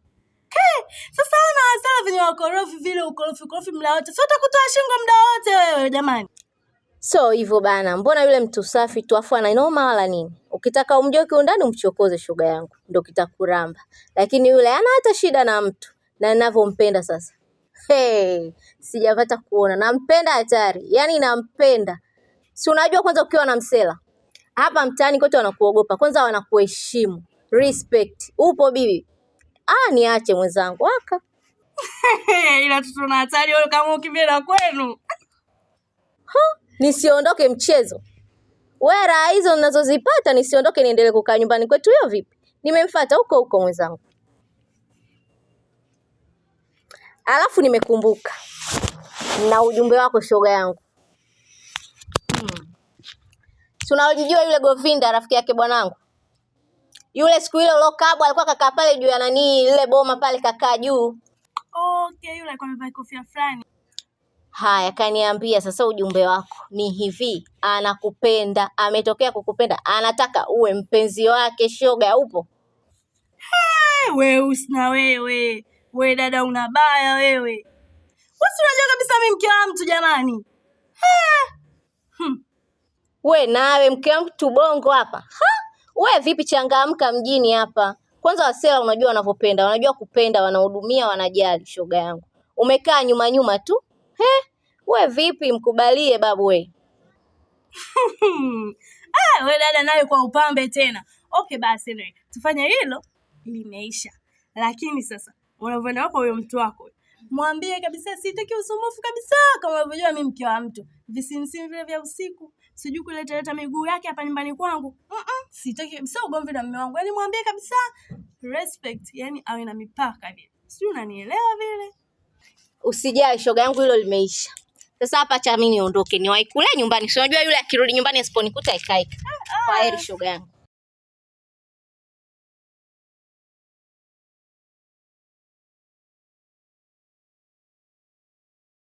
Shangazi. Nimekuja nimeitikia wito. Sijui kuna shida gani? Yaani kwanza niseme nashukuru sana kwa kuja. Mimi nimekuja hapa kutokana na huyu Husna. Husna toka alipotoka na nini kijijini, alipohamishiwa huku shule. Yaani amebadilika sana. Ameenda shule sijui wiki 2 zile, sijui wiki 1, hajaenda tena shule. Anaweza akaaga nyumbani vizuri, anaenda shule, afiki shule, anaishia tu na njia. Ukimtuma haeleweki. Yaani kiufupi mjeuri. Sasa nimekaa nimetafakari nitafanya nini. Ikabidi niende hadi kwa baba mdogo. Nikamuelezee. Unaona? Ili anisaidie kuhusu mtoto, maana mimi kama mimi nimeshindwa na nadhani hanisikilizi, labda kwa sababu mimi nina mwanamke. Sasa naye baba mdogo, yani naona hajafanya chochote. Alisema atakuja kwako. Leo nilipoonana na wewe nimeshukuru. Nikasema bora nikwambie na wewe unisaidie. Maana mimi nimeshindwa. Mimi mzee hajanifuata na wala hajaniambia chochote kile. Lakini hilo swala ni gumu sana. Na kama amekuwa na tabia kama hizo, atakuwa anakosea sana. Lakini haina shida. Mimi shangazi nitalifuatilia hilo swala. Mimi ninachokiomba wewe wala usiumize kichwa chako. Wewe kaa utulie, mimi nitafuata kila kitu, nitazungumza naye na nitamaliza kila kitu. Sawa sawa. Sawa, basi mimi nitashukuru. Nitashukuru sana. Sawa shangazi. Mimi wacha nitoke kidogo. Nilikuja haraka kwa ajili yako. Haya sawa, karibu. Asante sana.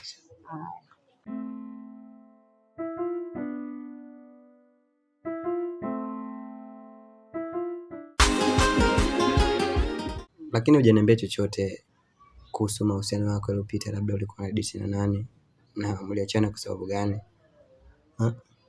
Inabidi nifahamu.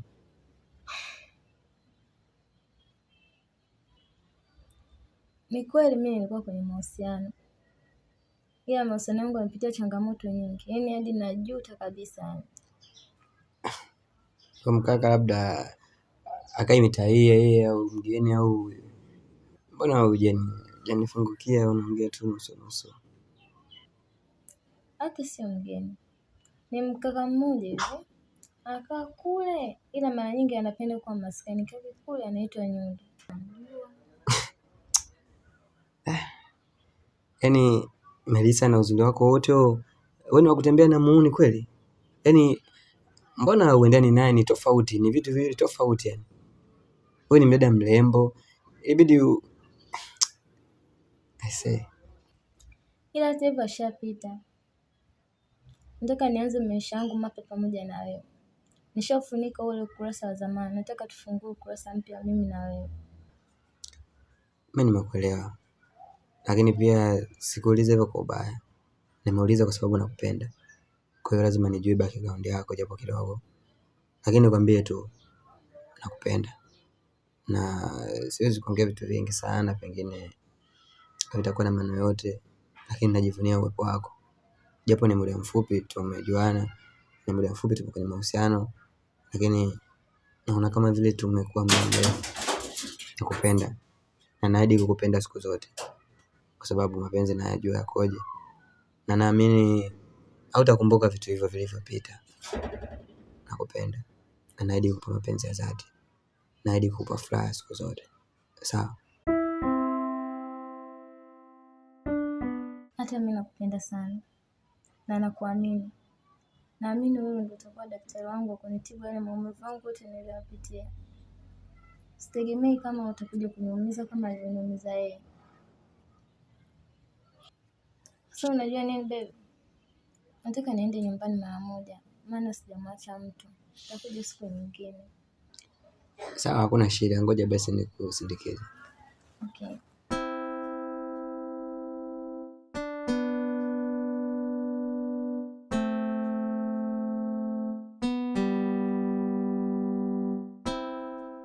Chezea vyote ila sio hii nyundo ya chuma, na kuna wakati paka roho inaniuma. Mbona Mungu hakunipa huruma? huruma.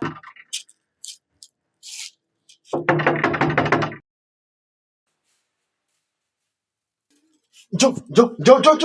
Sogea. Puzi mmoja. Hivi wewe ni nani hasa unasumbua watu? Una akili gani ya kusumbua watu? Sikiliza nikwambie. Naomba uingie ndani, ukusanye takataka zako zote, tuondoke. Sasa hivi. Yaani unakaa ndani, unaminyana na mpuuzi mwenzio huyo, alafu sisi tuchukulie poa, si ndio? Sasa ile sura ambayo ulikuwa unaiona miaka mingi, ambayo nikikuonyeshea lazima ukae chini. Sasa leo nimekuja nayo. Naomba tuondoke. Utakavyoniona, utakavyoniona nipo dun. Yaani wewe na wanaume wako wote huo umeshindwa kuja kunifuata wewe mwenyewe kunitongoza mimi. Mpaka unakuja kumtuma shoga yangu. Alafu yani unajiita msela, eti msela muuni yani. Umeshindwa kabisa yani kuja kwa ujasiri wako mwenyewe yani kama mwanaume sasa. Kwamba sasa yule mwanamke mimi nimemuelewa, naenda kumfuata mwenyewe nimwambie nitiririke wewe niongee. Mpaka anielewe zielewe soga zangu tunakuja kumtuma shoga yangu. Shoga yangu ndio aje kuniambia mimi kwamba wewe unanipenda. Yaani kwanza nilishangaa. Alafu mtoto wa kiume eti msela muuni. Hivi wewe kwani unajielewa kweli? Au mwenzetu una matatizo? Au ndio wenyewe wale wanaume wanaita domo zege, huwezi kuja kutongoza mwenyewe mpaka unamtuma shoga yangu mimi tena unamtuma mtoto wa kike. Unajiita msela, hivyo msela kweli au msela wa kuchongesha? Mbona sijakuelewa kabisa. Sikia nikwambie. Kila kitu kina wakati wake. Na pia kila kitu kina umuhimu wake. Mimi kumtuma shoga yako sijui nani yako nilikuwa na maana yangu. Ndio maana nilimtuma. Bila shaka alikwambia kila kitu. Leo kusema kweli mimi nakupenda sana. Sasa nikikuangalia jicho lako lilivyokuwa nzuri. Kiangalia hata uso wako kweli mashallah. Sema kweli nakupenda sana.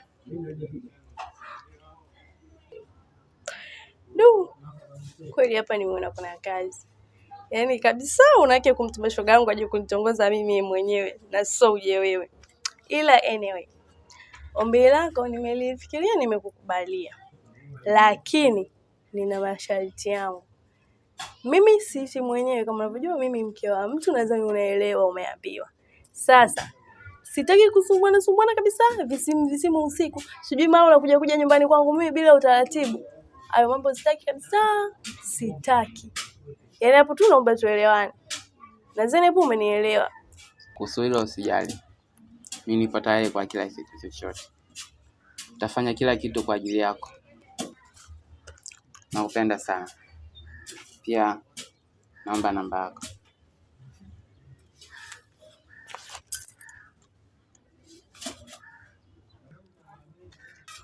Okay. Takucheki basi.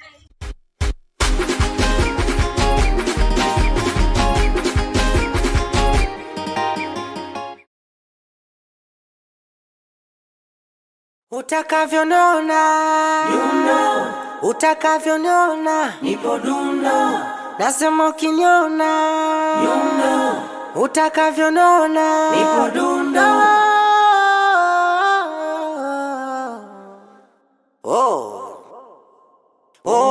Poa nimepagawa na vitu vyangu kichwani sipo sawa. Maji ya kunywa naweza kunawa, naweza kidole kimoja changu nikavunja chawa. Sema kichokoleta. Bimdashi. Mbona sana unaona umenivunjia heshima, mimi sijawahi kuvunjia heshima katika maisha yako yote tangu nijue mimi nafika hapa mtaani. Hivi hata mara moja umeshaje kukaribia furaha yako? Nafikia hatua nivunjia heshima, mnakuja kwangu pale mnafanya vugu mbona mtaka nyie na mnaamua maamuzi yenu. Katika maisha yangu mimi nilikuwa katili, nilishafanya mambo vitu vya ajabu ambavyo havieleweki katika maisha haya. Nikakaa mbali nikachukua na kila mtu. Na mambo yote niliacha. Nikaamua niishi katika upendo na amani na kitu ambacho kitanituliza majonzi yangu na akili. Asa mnakuja kuivuruga akili yangu, si ndivyo? Hivyo unajikuta nani kwa mfano? Au unatuchukuliaje sisi? Unatuweza? Yaani unalotaka wewe hilo ndo liwe, si ndio? Wewe una akili una? Naomba nikuulize kwanza. Mimi Husna nampenda. Husna kashaka katika moyo wangu. Husna siwezi kaa naye mbali. Yeye mwanamke ambaye kanifunza bana nzuri. Yeye ndo kanitoka katika ushetani. Alafu ndio tulizo wangu. Mimi nataka ujue akili yangu nusu. Mimi Husna nimkose. Wewe mwanangu mimi waga ni nusu zero. Ukiingiza katika habari zako hiyo unakamilisha sifuri. Inakuwa tobo napita kati kama kibelenge. Alafu waga nachafua namba zile zile yani. Utaniona upande wangu wa pili mimi nikinyonga nabadilika rangi kila sekunde. Hapo. Dunia. Wewe. Yoga upande hizo mitatu. Hiyo miwili amejiji vizuri. Simanyana msinichukulie poa mwanangu nabadilika rangi kila sekunde mimi sana kinyonga mwanangu moto wangu mimi wa gesi. Utakulipukia. Inaisha kama imeanza kama imeisha. Usina naondoka naye. Alafu na ule kipara yule mnotosi kama uwanja ya airport yule. Wewe nitashobo na mimi. Yule namba kwa wale enzi zake zishapanda zishashuka. Watu 96. Wakaeka chupi upande mwanangu. Unapenda. Wasitushapagawa, si vinyonga ujue. Ndio tunabadilika rangi. Asa tulia hivyo. Husna. Ndio kama mkali tuondoke. Tulia hivyo. Mampenzi njoo. Tulia hivyo. Utakavyoniona. Utakavyoniona. Mbona sura hii? Ukiona mara nyingine. Huyu hapa hivi nini? Umemwona huyu hapa hivi? Kuanzia leo hapa nifungane ndoa. Hii hapo shahidi wewe. Kwa wana mtu na ubani na nimesikiliza wewe na umezingatia engo zote za hapa. Huyu hapa mchuma ndani ya maskani. Wewe ndo ubavu wangu. Unishaongea na vitu vingi vya maisha. Basi kaa mbali na mimi.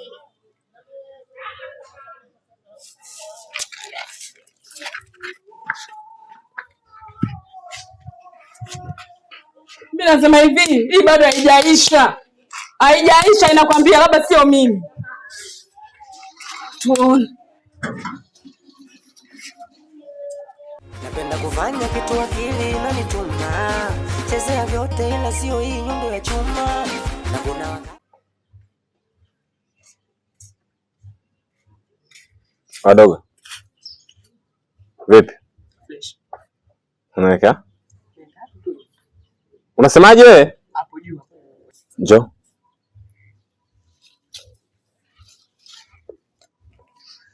Bonja la zake kwanza. Unasemaje?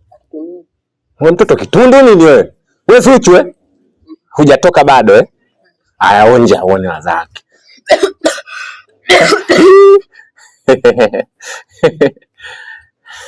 Unaionaje? Nani kakwambia uguse pale? Nani kakwambia uguse pale? Niambie na mtu. Ajichekeche hapo mfukoni una nini? Siku zingine wakipita hapa vipi hapa? Ajisahau tena mfukoni.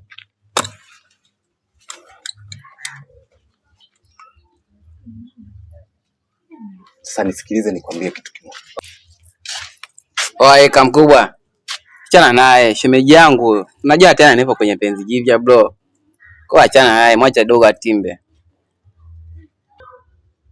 Bro, wewe unajielewa wewe mwantumu unataka kupakatwa Sasa hivi wahuni hatufagili vitobo. Chula mmoja wewe. Dogo. Umeona hii mitai? Umeona hii mitai? Ukipita tena utaniambia kwa nini wimbo wa taifa hauna video mpaka leo. Sio umenielewa? Achukua. Potea!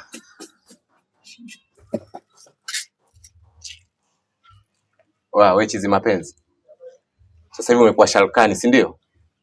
Sasa nisikilize nikwambie kitu kimoja. Wewe umeingia katika mtumbu wa vibwengo. Afu vibwengo ndo sisi. Hii maskani naona mnachukulia poa. Namba zako ziko hewani. Shemeji yangu bwana. Mtu gani kama wewe?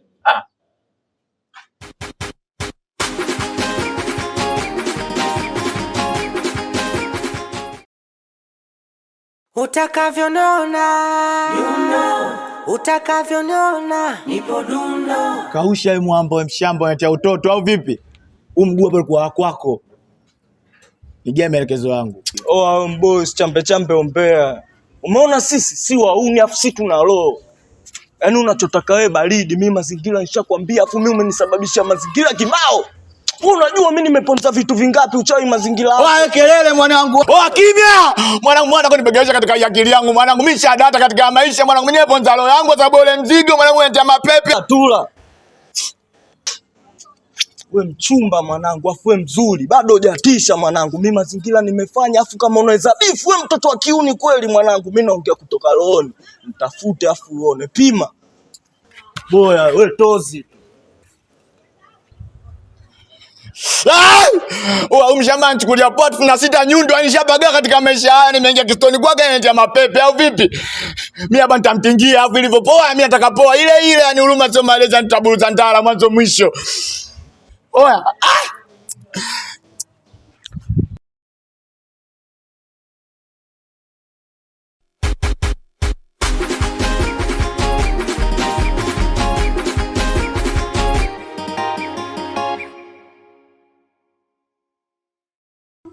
Sikia sasa. Ukitoka utanipitishia funguo ofisini pale. Sasa ungenisubiri tu tufunge mlango twende wote. Mama yangu hapa na vipengele kibao yani, kwa sababu kuna sehemu inabidi nikachukue mzigo nipeleke mahala. Afu nikitoka hapo ndo nikafungua ofisi. Kwa hiyo nikisema nikusikilizie, utakesha. Utanipitishia funguo.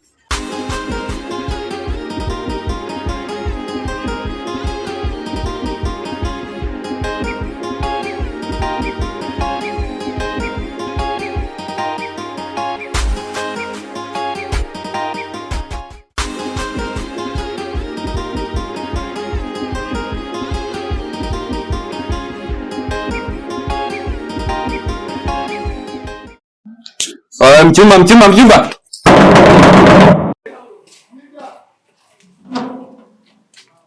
Wewe, umefuta nini hapa?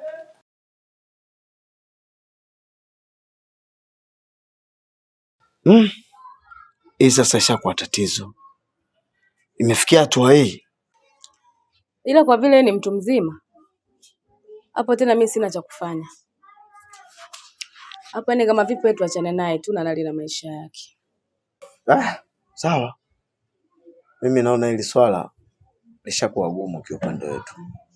Na kama shangazi unavyoona hivyo haina shida. Hebu tuachane naye kwanza tuone. Kwa sababu anasema asisikia la mkuu vunjika guu.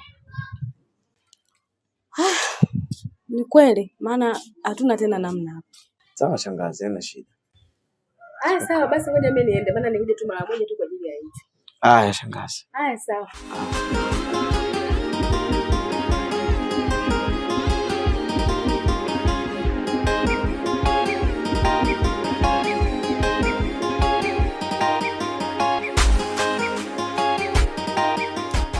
Una shida gani wewe? Nilishakwambia usipende kuja hapa nyumbani kwangu bila sababu za msingi. Wewe unajua kabisa mimi hapa nyumbani naishi na mume wangu. Mimi mke wa mtu. Sasa unapokuja hapa nyumbani kwangu bila sababu za msingi unatengeneza nini? Hivi hata kwa mfano majirani wanaona kabisa mimi mke wa mtu, mwanaume ananifuata nyumbani kwangu. Hivi unadhani najenga picha gani? Hata hayo mambo yako ya kijinga bwana. Unakuwa kasi sio mtu mzima utumie akili. Mtu. Wewe hujafurahi kuniona. Mimi nimepiga simu zangu na unaopokea. Piga sana upokee. Kabidi ni bora nikufuate tu magetoni kwako. Kwani kuna baya? Hata kama ndo kufurahi siju kutaka kukuona wewe. Sio ndo ujaja hapa nyumbani kwangu. Heshimu kwamba mimi ni mke wa mtu basi. Sasa mume wangu angekuwa unaweza ningekuaje hapa? Unaweza ningekuwa vipi? Kama ni masuala ya kuja geto huko. Tangulia nitakuja. Sizingue sasa. Uje kweli basi. Siniangushe basi.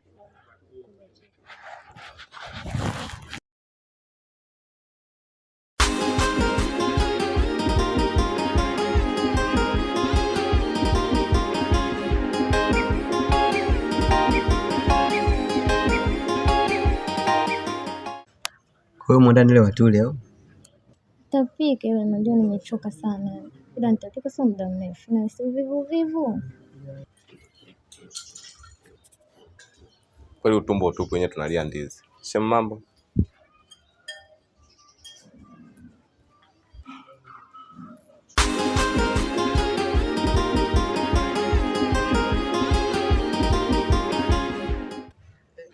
Yule nani na mbona akakuita shemu?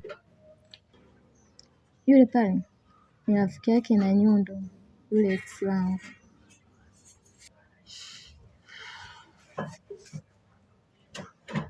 Nakupenda sana na sawa yalopita yote, anza kurasa mpya hadi kwa wapenzi zake. Sawa. Hata mimi nakupenda pia.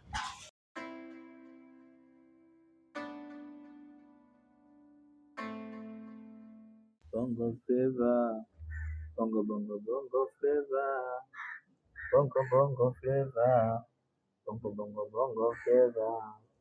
Kuna muda mwingine najiuliza na uzuri wa namna gani na shida baada jibu. Ukiwepo ndo chanzo cha kuipoza nafsi yangu inapopata majaribu. Na kuamini bila ya wewe ndo dawa kunitibu. Nishapita kote kwingi nikafanya vitu vingi nikapata majaribu. Yote niliacha, inga staki usije ukaniacha.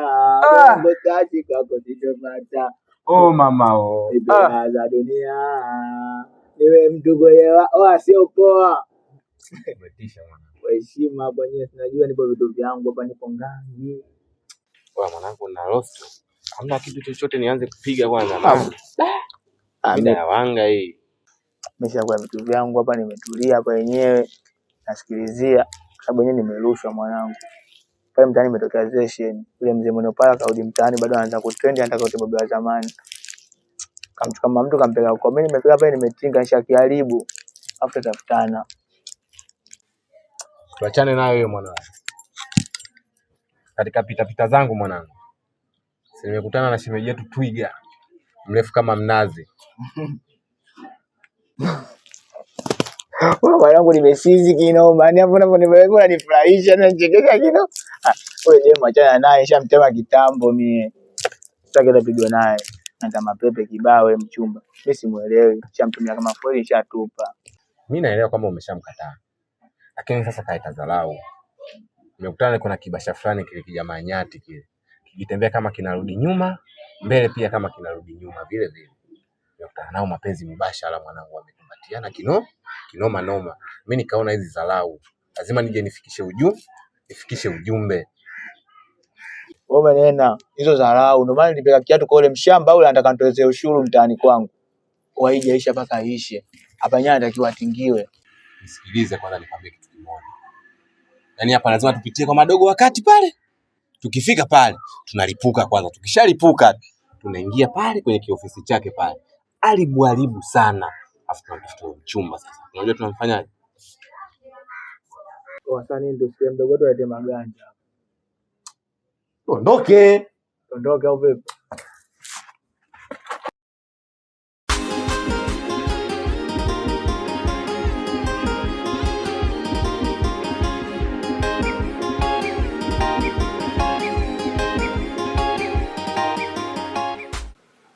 Natoka mara moja kuna sehemu naenda.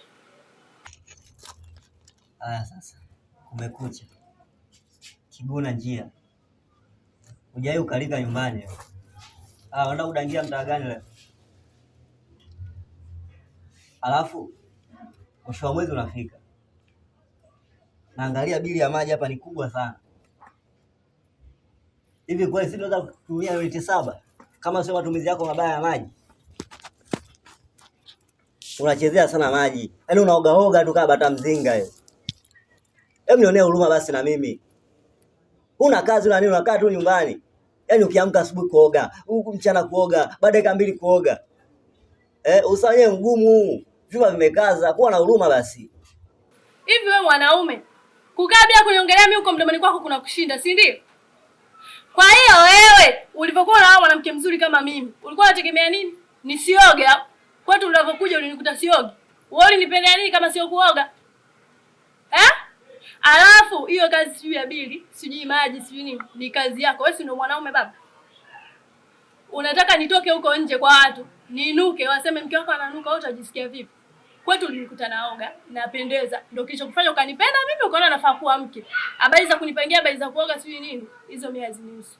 Nilishakwambia natoka. Tutaonana baadaye. Ana siku njema.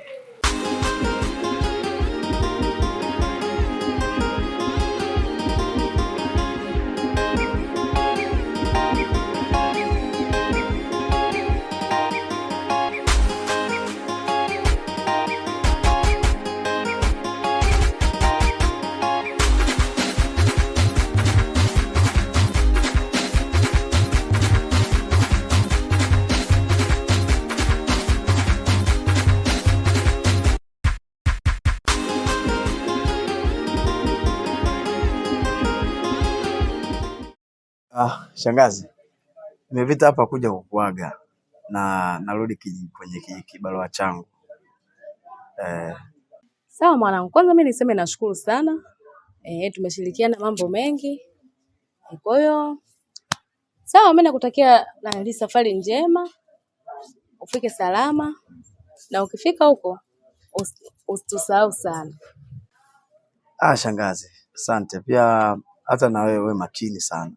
Maana mzigo umebeba mkubwa kwenye familia. Usijali kuhusu hilo. Mimi nishazoea. Sawa, basi mimi wacha nikuage. Sawa, mimi nakutakia safari njema.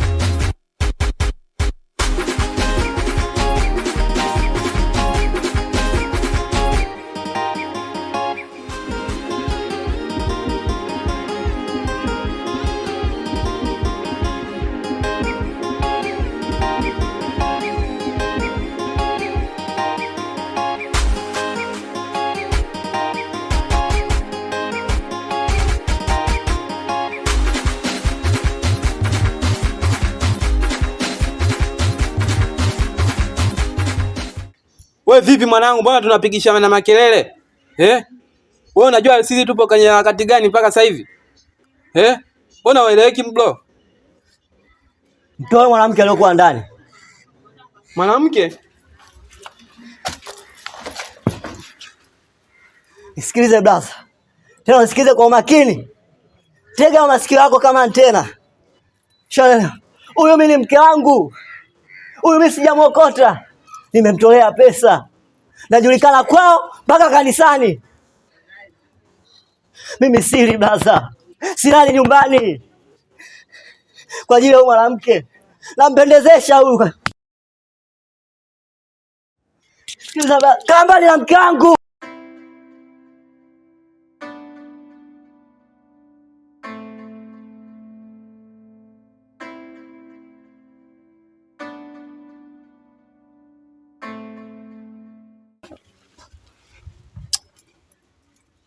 Angalia sana. Mena na njiwa wangu sasa.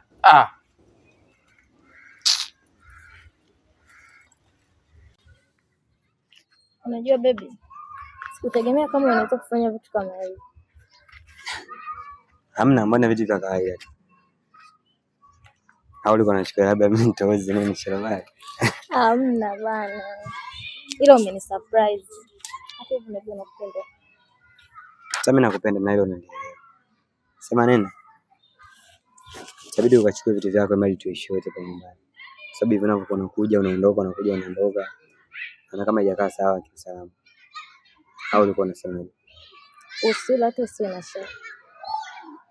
Sawa.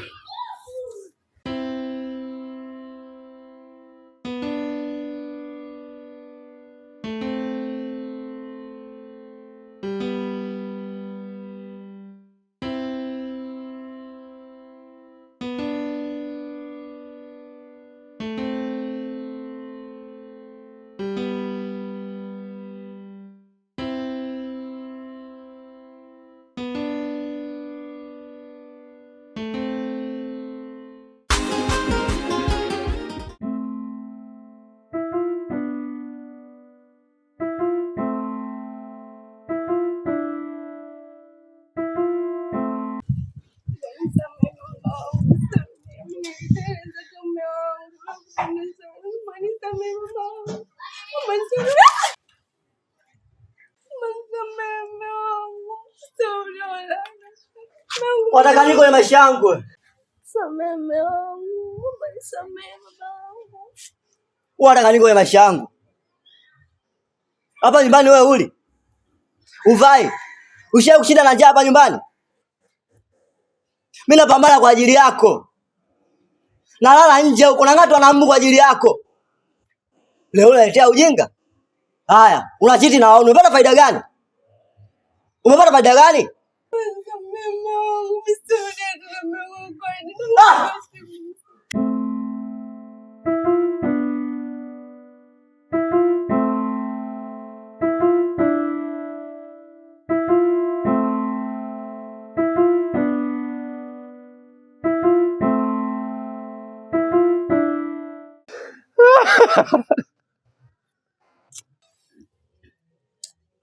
Kwanza mimi sikalona na usiku tu mwanangu.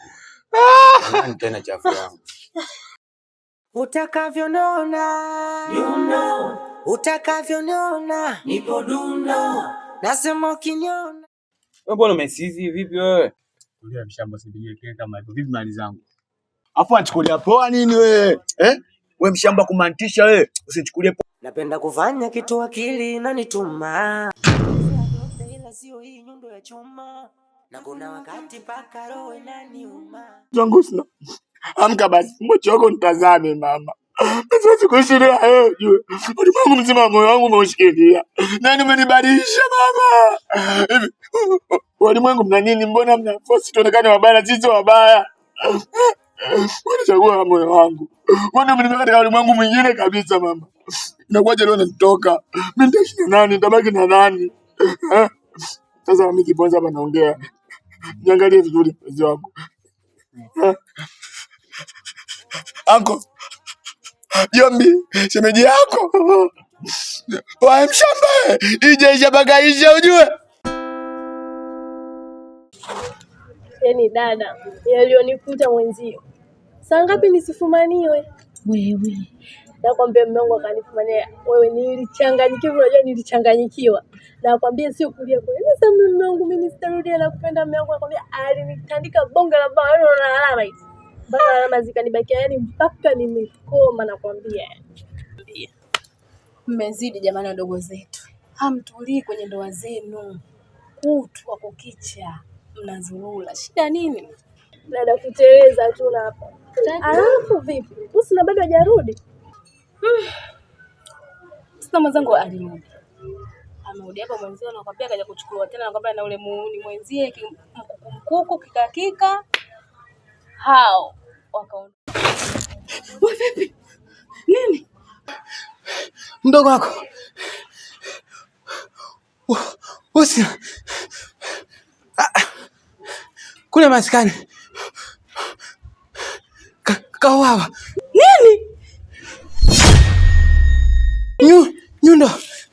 Ndoka kamua. Wadogo wasemaje? Nyundo kamua. Wapi? Kule maskani.